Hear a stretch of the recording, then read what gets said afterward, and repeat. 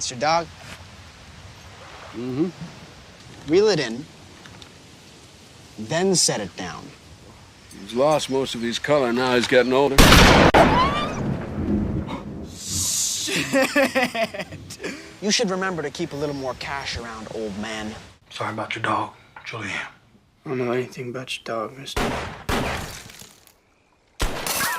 In a small town, an old Army veteran named Avery Ave Ludlow leads a quiet, lonely life in a big house that was once filled with the love and warmth of a family. Despite being comforted by his dog Red, who is his only companion, and adapting to the silence as much as he possibly can over the years, the empty rooms still haunt him with both painful and heartwarming memories he desperately tries to keep at bay, which forces him to keep many of them locked away, along with everything they represent. Ave spends most of his time at the general store he owns in town, running it with the help of his assistant Emma, and politely interacting with the locals, who respect him for his service and sympathize with him for his solitude and his growing isolation from the community. Av spends every second of his spare time with Red, who is always by his side, whether he goes for walks, fishing, or just spends an evening relaxing on the porch. One Sunday morning, Red playfully wakes Avi early in the morning. Grateful for the gesture, Ave gives Red his breakfast, prepares to start his day, collects his fishing gear, and the duo heads to the general store. Thanks for taking care of things today, Em.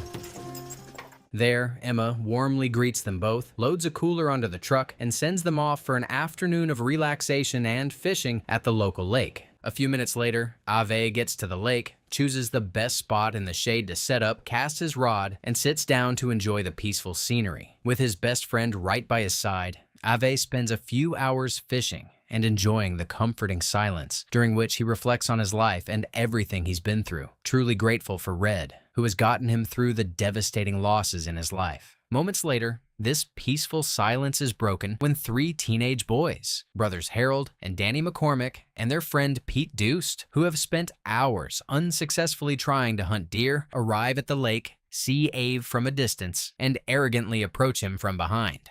Hey, old timer, you getting any bites? It's your dog? Mm-hmm. Kinda old, isn't he? Oh, yeah. How much money you need? Whatever's in your wallet will work fine. While responding to Danny, Ave subtly orders Red, who has sensed the hostility of the interaction and starts barking, to calm down and gets him to quiet down. My wallet's in my pickup in the glove compartment. You passed it on the way down here. Put your goddamn rig down. I set it down, I could lose it. Then, out of nowhere, to the sheer heartbreak of the old man, who by some miracle manages to keep his composure, Danny shoots Red in the head and kills him. Shit! You should remember to keep a little more cash around, old man. But why? Despite being horrified by the senseless murder of the innocent animal, Harold, who is terrified of his brother, keeps his outrage to himself and follows the duo as they leave the woods and walk back to town, as if nothing out of the ordinary had occurred. Once the boys leave, despite knowing there's no chance Red would have survived the close-range headshot, Av checks on him and even attempts to resuscitate him, once confirming what he dreaded, using his shirt. Av carries his best friend's corpse back and loads him on his truck. However, despite desperately needing to get away from the area, Av can't even make it to the driver's seat as the sudden loss of his best friend and only companion finally hits him and brings him to his knees. With tears rolling down his face, Av just stays there, sitting on the ground for hours, utterly shattered by the loss. In the evening, and with a broken heart, buries Red in the backyard, under his favorite tree. The next morning, as soon as he wakes up, Ave rushes to Red's grave, as if to confirm the events of the previous day really did happen and were not just scenes from a horrific nightmare, and is heartbroken all over again. Av spends hours frozen in place and haunted by all the good times he once had there with his loved ones who are no longer there. Then, knowing he won't survive, continuing down memory lane, heads back into the house, finds the shell he collected from the murder scene, matches it to a type of shotgun, and makes a call. Just guns. All right, then. Following Dean's suggestion, Ave heads to a local gun store. I'd like to know if you sold a Browning Auto 5 to a boy about... Sorry, we can't be dealing in private matters here, friend. You used the Browning against my dog. Check the ledger, Jimmy. Yeah, but Check it. Sympathizing Ave's loss, Clarence approaches Ave and, as if trying to reassure him that he's not overreacting for seeking out his dog's killer, shares how much he loves dogs and narrates how his had saved his life during a hunting accident a few years back in which he had shot himself in the leg. Clarence fondly explains that, desperate to help him, his dog had kept barking, as if trying to motivate him, until he dragged himself to the road where he was finally rescued. Touched by the story, Ave smiles, thinking about how much Red has helped him, until the clerk returns with the information. Danny C. McCormick. Just turned 18 years of age. That afternoon, Ave heads to the McCormick residence to speak to Danny's father, Michael McCormick. They seem to think that shooting a dog to death was a pretty funny thing. Tell them I said right now. You know this man here? No, why? Told me you tried to rob him yesterday.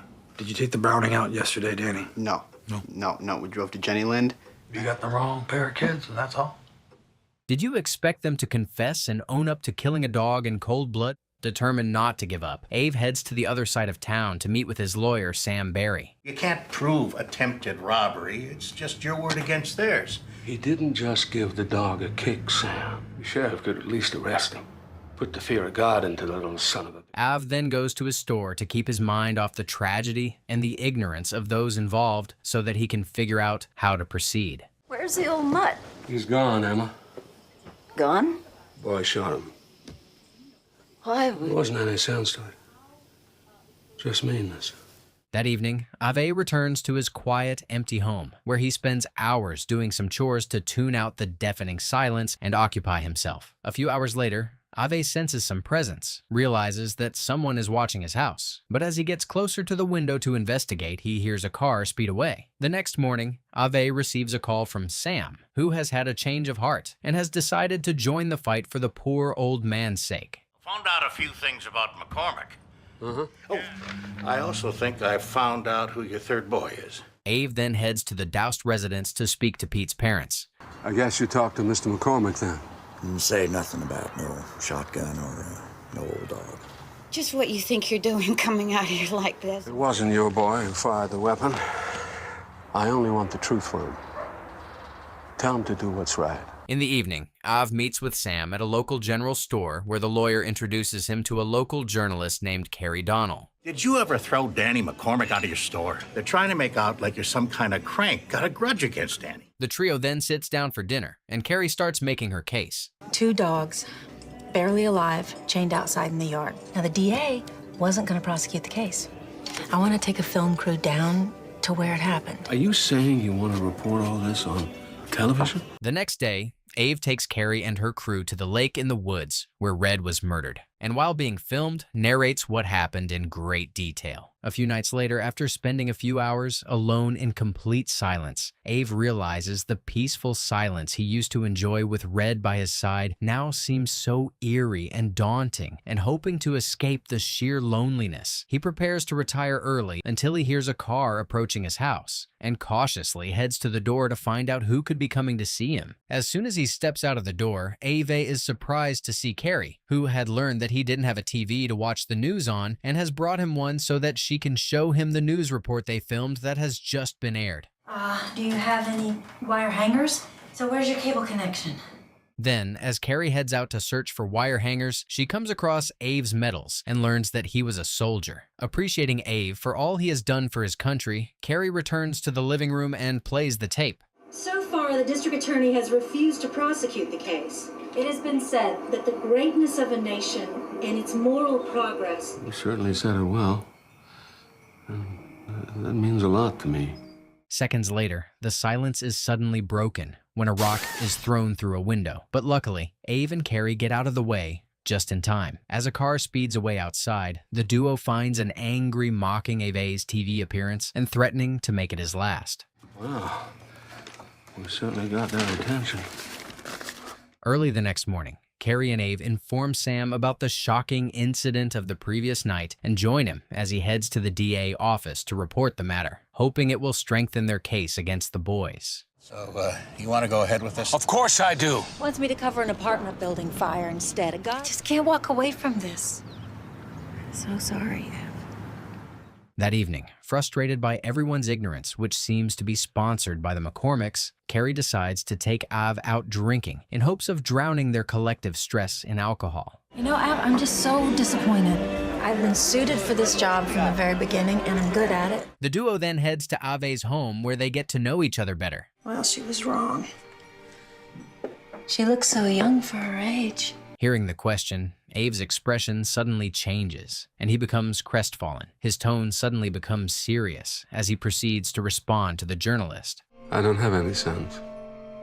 Yes, you do. Sam told me. In the ensuing silence, Ave sees Carrie's confusion and shock and reconsiders his answer. He quietly sits for a few minutes debating whether sharing the horrific trauma that has tragically shaped his life might somehow lighten the pain of his heart. Reluctantly, cursing the alcohol that has seemingly emboldened him to even consider talking about the heartbreaking ordeal he had promised never to even think about, he goes to his drawer and quietly takes out a picture of his sons, which he put away as he can no longer look at, out of his drawer and shows it to her. I was 48, Mary was 42, so he was a kind of surprise to both of us. Billy, he'd been different right from the start. He always had this way with him, like he couldn't help himself.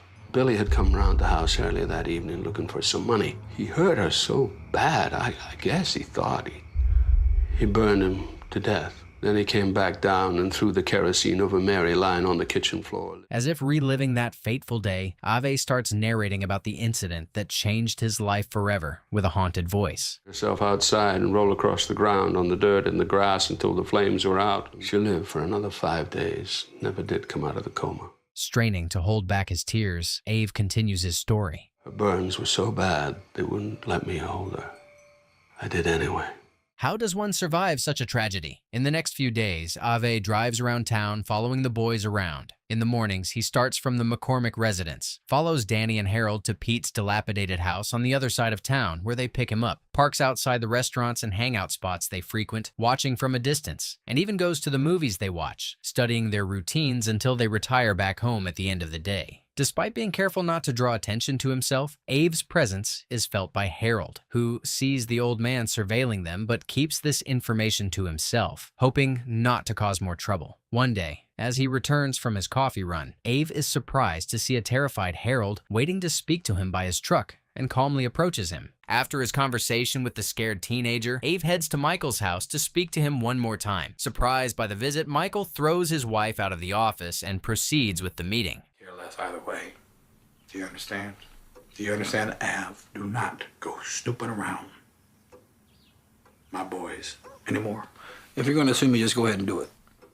Like father, like son, AAI, disregarding Michael's warning, Ave continues surveilling the boys. One day, Ave watches from a distance as the boys play a baseball game and have fun. However, soon, Danny strikes out and becomes extremely frustrated. He lashes out at his friends, and after reminding them that they won't have a ride if they don't follow him, he walks out on the game and heads to his car, with Harold and Pete running after him to get into the vehicle. Danny then drives back to town, parks his car by the side of the road, and as the boys get out, he sees Ave, who has left his vehicle to face him. Not unless you can fight a whole lot better than you can swing those things.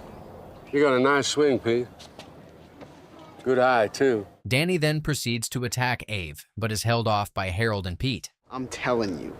I wouldn't be threatening anyone if I were you. Angered out of his mind, Danny suddenly grabs his baseball bat and tries to hit Ave. Luckily, Ave quickly reacts, defends himself well, and throws the arrogant teenager to the ground. I just gave you what your father should have given you and wouldn't. I got witnesses all over the street who saw you came at me first with a weapon. And maybe you'll think of me in red before you let that mean streak out again. That evening, Ave drives by his store, greets Emma from a distance, and continues to the local diner to get some dinner and a drink. Then, after enjoying his meal, as Ave proceeds to leave, the owner of the establishment receives the shocking news that Ave's store has been burnt down and solemnly informs Ave, who rushes out. Ave gets to his store a few minutes later and is heartbroken to see his life's work going up in flames. In the morning, Ave, who has spent the whole night patiently waiting in his car, is awakened by a firefighter who kindly offers him some coffee. Then, moments later, Ave receives the disappointing report. Somebody torched it, all right. Didn't even try to cover it up. Frustrated, Ave gets out of his car and heads to inspect the rubble of what was once his pride and joy, and looks around with utter sadness. Wishing only the best for his client and friend, who believes he's already endured and lost too much in the ridiculous battle, Sam pushes his desire to help Ave get some form of justice aside and begs him to leave town and spend a few days fishing by the lake just until things calm down. However, despite appreciating his lawyer's good intention, Sam refuses to back down. Listen, Av, they weren't even in town. The sheriff checked. Nobody left there all night long. Ave drives to Pete's house hoping to speak to him about the fire, and as he walks up to the door, he notices that the dilapidated house is getting a much-needed renovation. Is Peter around, Mr. Doust? Pete was up there, with the McCormicks all night long with dozens of other people. Well, I was wondering, good help like this doesn't come cheap. Ave returns to his truck and, feeling completely drained and empty inside, just sits there for a few minutes trying to clear his head, which he fails to do. Hence, he decides to head home and drives while thinking about everything that has transpired and trying to figure out how to proceed. A few minutes later, Ave reaches his house and sees Carrie waiting for him on the porch. I pushed them, Av. I wouldn't let off it. They're not going to use this story either, are they? They transferred me to another affiliate. After Carrie leaves, Ave, who has had enough, exhumes Red's body and drives it to the McCormick house in the woods. There, he gets out of his truck, carries Red, and walks to the front door. Why are you doing this to us? It's your husband who needs to see this man, not you. Can you please just leave us alone? Where is he, Mrs. McCormick? Moments later, Michael comes out holding a gun, and soon Danny, Harold, and Pete join him. Somebody burned my store down last night. Goddamn thing out of here. Now, Bobo! To the shock of his parents, Danny suddenly points his gun at the old man and proceeds to shoot him. Luckily, Av reacts quickly and tries to defend himself. As a struggle ensues, Danny's shot is deflected and hits Av in his ear. Despite being shot and bleeding profusely, Ave manages to neutralize Danny, throws him to the ground, and holds him at gunpoint. Put it down. We're gonna get up. Real slowly. It's okay, Danny. I'd be obliged if you throw me that hand towel you have there. While wiping his blood with a towel he took from a terrified Mrs. McCormick, who doesn't know what to make of the ordeal, Ave walks Danny to his truck and orders him to drive, while he gets in the passenger seat and nurses his wound with one hand while pointing a gun at Danny with the other. Would it help if I said I was sorry about the dog? I think you're a tad late with your apologies, son. As soon as the duo leaves, Michael takes the boys, gets in his car, drives as fast as he can, and catches up with Danny and Ave. Seeing this, Danny tries to convince Av to stop his plans and let him go, but fails miserably. Then Michael bumps the truck from behind and soon runs it off the road. Then, Danny, who leaves the truck unscathed, discusses with his father for a brief moment, seemingly volunteers to deliver the final blow and beats the already banged up Ave unconscious, and thinking that the old man is dead along with all of their problems, the group returns home. A few hours later at night, Ave regains consciousness, and as he slowly scans his surroundings with his eyes, he sees a dog. Once certain that Ave is watching him, the dog starts scratching the ground, seemingly pointing Ave to something buried there. Ave somehow drags himself up, stumbles around to the area, and finds a gun there. Ave takes the gun, quietly thanks the dog, who, after showing him the way out, quickly disappears, finds his way out of the woods, and heads to the McCormick house, where he finds Harold smoking out front. God, what the hell are you doing here? I only want my dog, that's all. Your mother, she covered him up for me.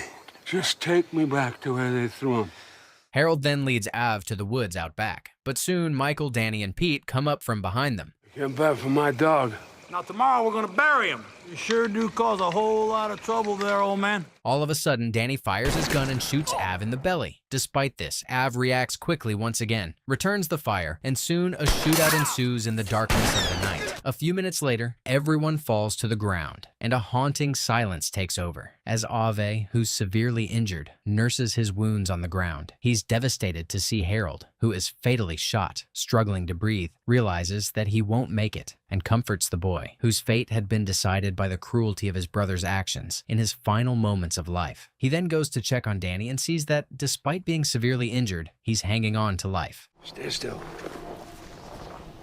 I'll send somebody. Some would have finished him off here, Ave, Very noble of you. Ave then goes to Michael, who has also survived the ordeal despite being shot, and gives him the horrifying news. Either you or Danny shot your boy Harold, too. You've had yourself quite a day. A few days later, after being released from the hospital, Av buries Red in his backyard with Sam's help. Then, hoping to rid himself of reminders, Av packs all of Red's toys and feeding bowls away in his basement, and despite still being heartbroken, tries to move on. With the store gone, Ave spends most of his days at home, completely alone in the silence, and forces himself to start adapting to his new reality, just like he had done so a few years earlier, when he lost everything. A couple of days later, Ave reads the newspaper article Carrie wrote about him titled, "A Man and His Dog," and despite being touched by it, hoping to move on from the painful ordeal, rips up the newspaper and throws it away when he finishes. One day, Carrie arrives at Ave's house bearing good news. Said it was the best human interest story he'd read in a decade. The article. What did you think? Good for you. Carrie suddenly starts walking back to her car, leaving Ave confused, but soon turns back after grabbing a box. Oh, no. Carrie, I don't think I can. What do you mean you don't think you can what? You give her what time you can. She'll do the same. Carrie! Carrie! The dog! With Av calling after her, Carrie drives away, leaving him with the puppy. Later, Av returns home with the puppy in tow and, as he gets something to drink, quietly watches him, trying to make up his mind about whether he should let another dog into his life after everything that has happened. After a few minutes, Av caves, and as if suddenly forgetting everything that was haunting him, grabs a new bowl, pours the puppy some food, and watches him eat while trying to come up with a name. Moments later, Ave is surprised to find himself genuinely smiling and at peace for the first time since Red's tragic murder, and breathes a sigh of relief, knowing his days will be that much more tolerable with a new friend by his side.